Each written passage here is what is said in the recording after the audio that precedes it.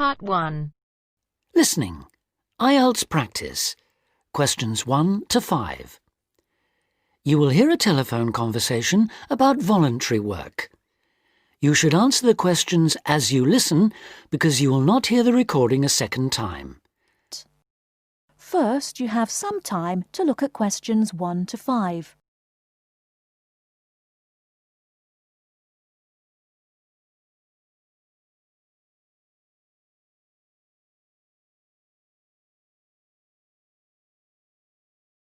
Listen carefully and answer questions 1 to 5.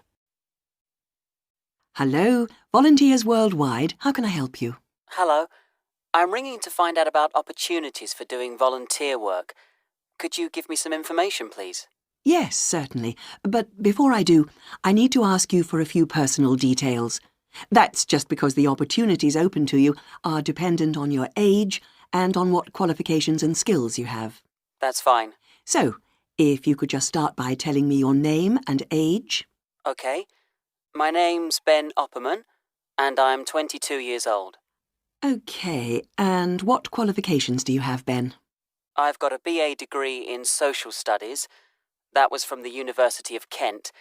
And I'm a qualified teacher. I've just completed my PGCE, my postgraduate certificate in primary education. And you're interested in doing unpaid voluntary work rather than a full-time job with our organisation? Yes, that's right. I'd like to do voluntary work before I start looking for a more permanent job. How long were you hoping to work for us for? I was thinking of 2 years at most. OK. Well, for people in your age group, we have 2 programmes: Global Youth Contact and Youth for Action on Development. GYC, Global Youth Contact, is a 6-month exchange programme which provides opportunities for young people from different countries to work together in local communities. I see. But that's only a 6-month programme. That's right. But our other programme, Youth for Action on Development, requires people to volunteer for a year at least. On this programme, most of the placements are for 12 or 18 months. That'd be the programme I'd go for. OK. Now, do you have any other skills or special interests that might be useful for the kind of work we do? Well, I've done a lot of conservation work in the area where I live. Good, that's useful to know. And I belong to a wildlife protection group. Right, that could be very helpful. Before you hear the rest of the conversation, you have some time to look at questions 6 to 10.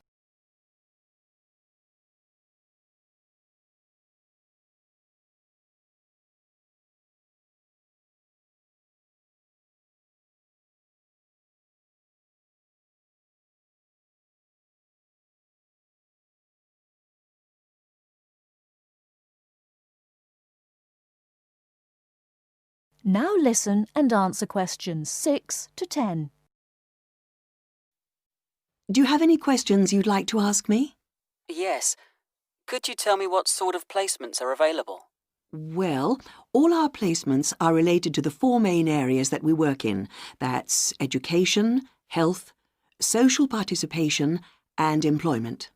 Education sounds like the obvious choice for me.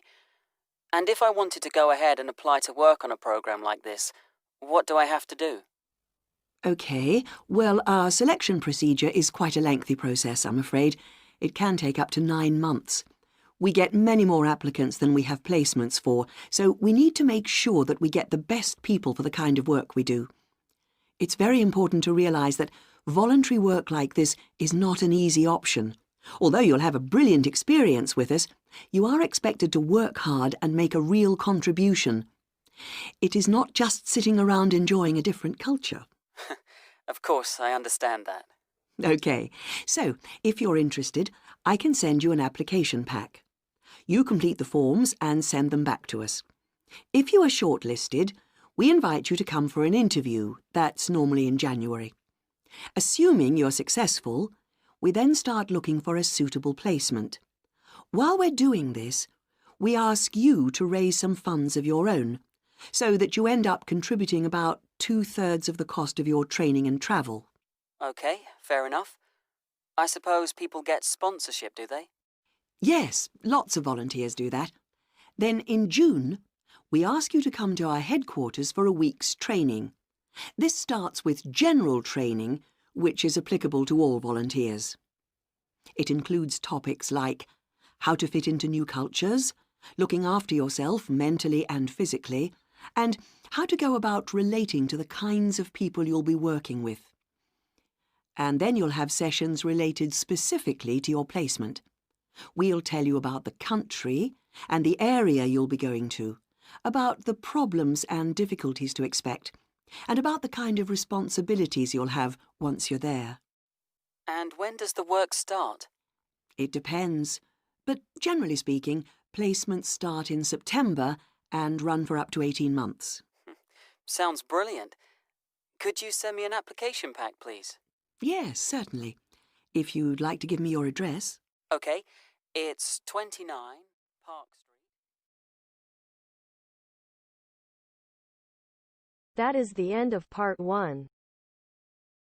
You now have half a minute to check your answers.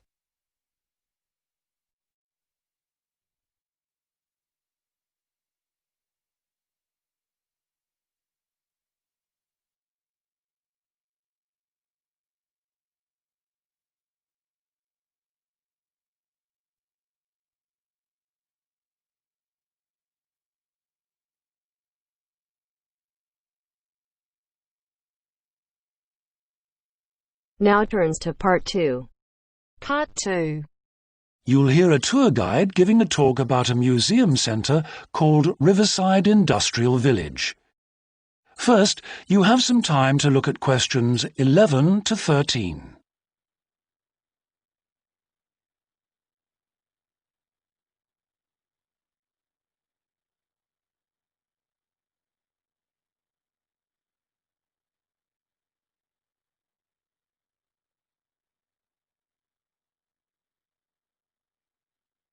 Now listen carefully and answer questions 11 to 13. Good afternoon, everybody, and welcome to Riverside Industrial Village. To start your visit, I'm just going to give you a brief account of the history of the museum before letting you roam about on your own. I won't keep you long, OK? Now, from where we're standing, you've got a good view of the river over there. And it was because of this fast-flowing water that this site was a natural place for manufacturing works. The water and the availability of raw materials in the area like minerals and iron ore, and also the abundance of local fuels like coal and firewood, all made this site suitable for industry from a very early time. Water was the main source of power for the early industries, and some of the water wheels were first established in the 12th century, would you believe? At that time, local craftsmen first built an iron forge just behind the village here on the bend in the river. By the 17th and 18th centuries, the region's rivers supported more than 160 water mills, and many of these continued to operate well into the 19th century. But then the steam engine was invented. And then the railways came, and the centres of industry were able to move away from the rivers and the countryside and into the towns. So industrial villages like this one became very rare. So, that's the history for you. If you'd like any more information, you can ask me some questions, or you can read further in our excellent guidebook. Before you hear the rest of the talk, you have some time to look at questions 14 to 20.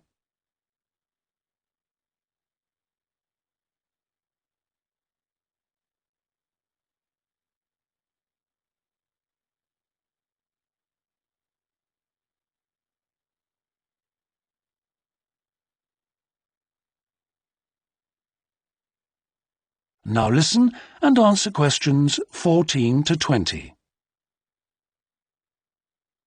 Now, I'm going to give you a plan of the site, and I'd just like to point out where everything is, and then you can take a look at everything for yourself. I've already pointed out the river, which is on the left, and of course, running along the bottom is Woodside Road. Got it? OK. Now, we're standing at the entrance. See it at the bottom? And immediately to our right is the ticket office. You won't need that, because you've got your group booking, but just past it are the toilets. Always good to know where they are. In front of us is the car park, as you can see, and to the left, by the entry gate, is the gift shop. That's where you can get copies of the guide, like this one here. Now, beyond the car park, all the buildings are arranged in a half circle with a yard in the middle. The big stone building at the top is the main workshop. That's where the furnace is, and where all the metal was smelted and the tools were cast, as you'll be able to see. Now, in the top right-hand corner, that building with bigger windows is the showroom, where samples of all the tools that were made through the ages are on display.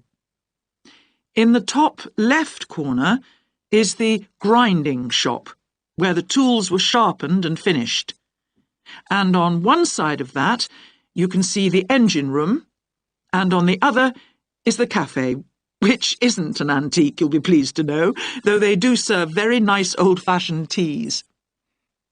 The row of buildings you can see on the left are the cottages. These were built for the workers towards the end of the 18th century, and they're still furnished from that period, so you can get a good idea of ordinary people's living conditions. Across the yard from them, you can see the stables, where the horses were kept for transporting the products. And the separate building in front of them is the works office, and that still has some of the old accounts on display. Right. If anyone wants a guided tour, then I'm starting at the engine room. If you'd like to come along this way, please, ladies and gentlemen. That is the end of part 2. You now have half a minute to check your answers.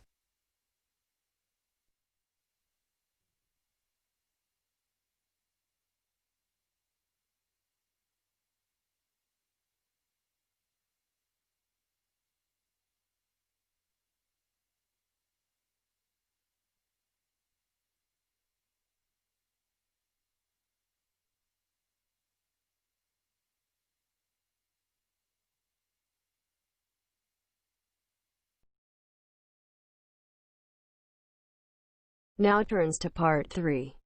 Part 3. You will hear a discussion between two students and their tutor. First, you have some time to look at questions 21 to 25.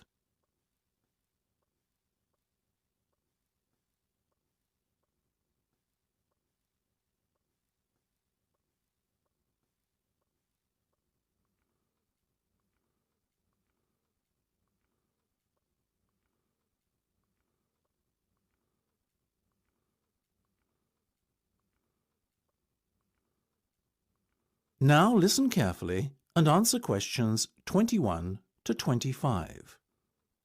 Okay, guys. First off, well done. That was a very good presentation yesterday. Now I'm just going to ask you questions about it before I give you my feedback. That okay? Sure. Of course. Right. Well, in that case, tell me, Niall, why did you choose to talk about Rafael Nadal? To tell you the truth, I didn't. I think I'd better let Sheena handle this one. Sheena? Yes, it was my decision to pick Nadal. Now, that might be a strange choice for a presentation entitled Someone Who Inspired Me to Study Psychology, but... Yes, but I was going to say, it does seem rather an odd choice. Was it simply down to the fact that he's a sporting hero of yours and so a role model? You talk about him a lot, Sheena, so this much is clear. It's true. Nadal is someone I look up to, but my reasons for choosing him were totally professional. You see, I doubt perhaps in the history of tennis that there was ever a better match player than him, and that got me thinking, what is the secret to his success? How does he control his nerves so splendidly? The more we started to look into his background, the more I realised Sheena was right.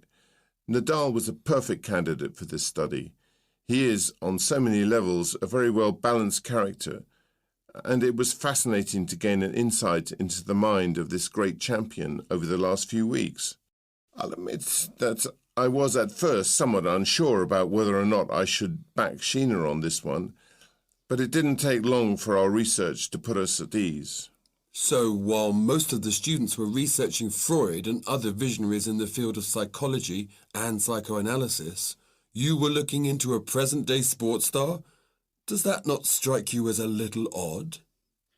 Of course, we knew it was a risk. After all, there was a danger that no one, least of all you, would take us seriously when we stood up on stage and started our presentation. That said, I think it is in the spirit of psychology to be inquisitive and adventurous and not just stick to the conventional. Otherwise, how would the field have come so far, as it has done already? Well, I must say, your risk certainly paid off. Yours was, without a shadow of a doubt, the most interesting and original presentation I saw. And judging by the reactions of the other students, I would have to say that everyone else was equally impressed. Thank you. I'm so glad you think so. Yes, but notwithstanding your excellent presentation content, we must remember that the marks for this project are awarded based on a number of criteria, and we'll examine those in a few minutes. But first, another question. Where did you find your sources? Well, and I don't quite know how we managed it, but we were able to secure a face-to-face interview with Nadal while he was over here for the Wimbledon Tennis Championship, so we weren't reliant on newspaper articles and interviews or any other forms of secondary sources. We did, however, find the library's sports archive an invaluable backup aid to help us fill in the gaps and piece together our interpretation of what makes Nadal such a mentally strong champion. Before you hear the rest of the discussion, you have some time to look at questions 26 to 30.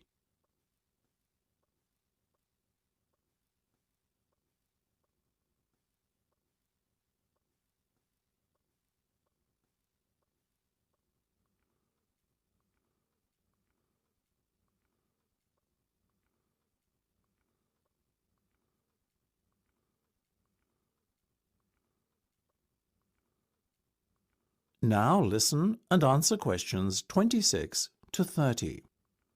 Okay, well, as I said, congratulations again for your excellent work. Now it's time for my feedback. The first area where marks were awarded is in your use of equipment.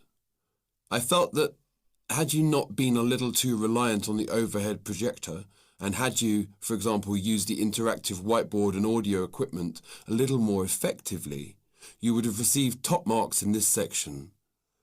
As things stand, though, your use of equipment was still very satisfactory. It's just a shame as it was an opportunity missed to score full points. The next area I was asked to assess is content. As you might have guessed, I simply can't fault you on that. Highly original work, so well done. As for your timing, I felt that the two of you were a little too over-rehearsed, so the presentation felt, at times, a little robotic. That said, again, it was very satisfactory, and you would get full points for effort. Sadly, though, there is such a thing as trying too hard, and that cost you top marks here, I'm afraid.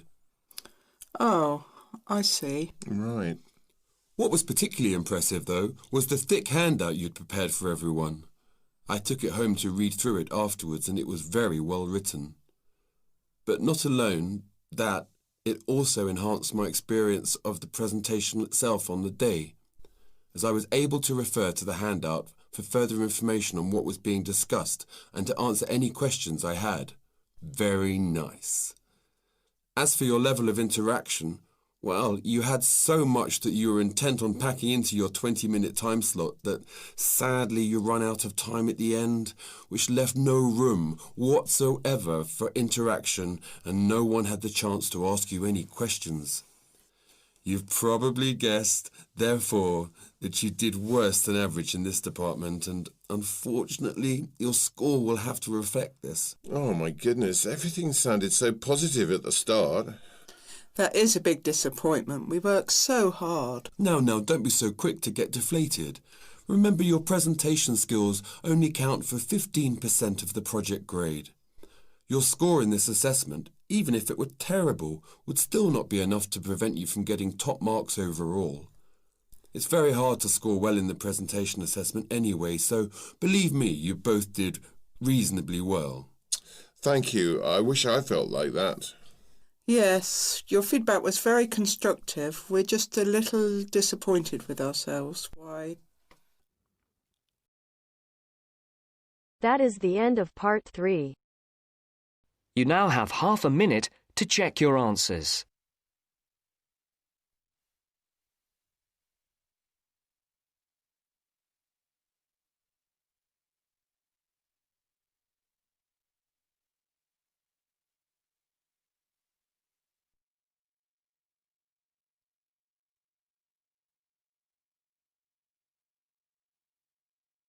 Now turns to part 4. Part 4. You will hear a psychology undergraduate describing the research she is currently doing on expertise in creative writing. First, you have some time to look at questions 31 to 40.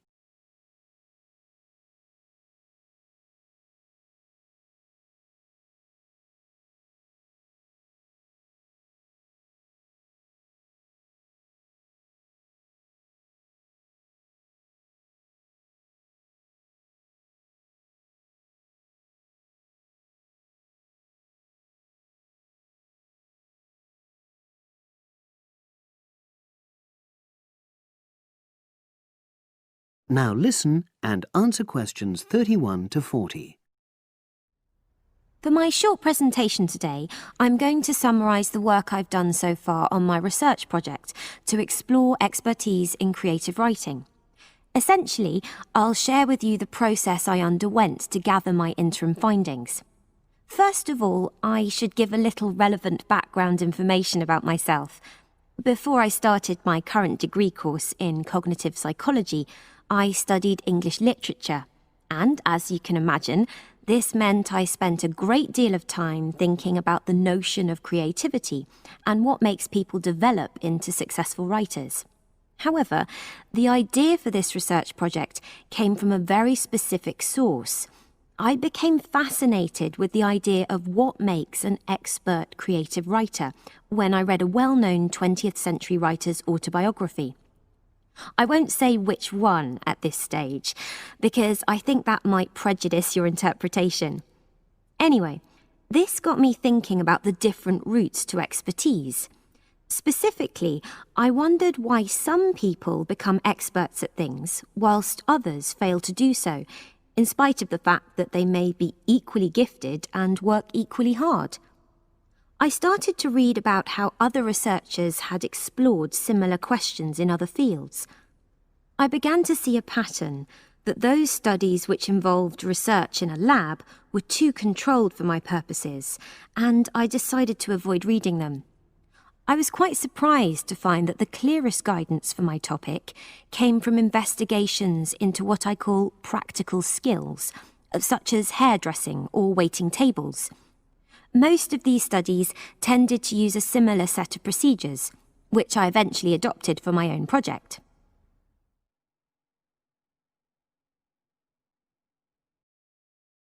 I'll now explain what these procedures were. I decided to compare what inexperienced writers do with what experienced writers do. In order to investigate this, I looked for 4 people whom I regarded as real novices in this field, which proved easy, perhaps unsurprisingly. It proved much harder to locate people with suitably extensive experience who were willing to take part in my study. I asked the first 4 to do a set writing task and, as they wrote, to talk into a tape recorder, a technique known as think aloud. This was in order to get experimental data. Whilst they were doing this, a research assistant recorded them using video. I thought it might be helpful for me in my transcriptions later on. I then asked 4 experienced writers to do exactly the same task. After this, I made a comparison between the 2 sets of data, and this helped me to produce a framework for analysis. In particular, I identified 5 major stages which all creative writers seem to go through when generating this genre of text. I think it was fairly effective, but still needs some work, so I intend to tighten this up later for use with subsequent datasets. I then wanted to see whether experienced writers were actually producing the better pieces of writing.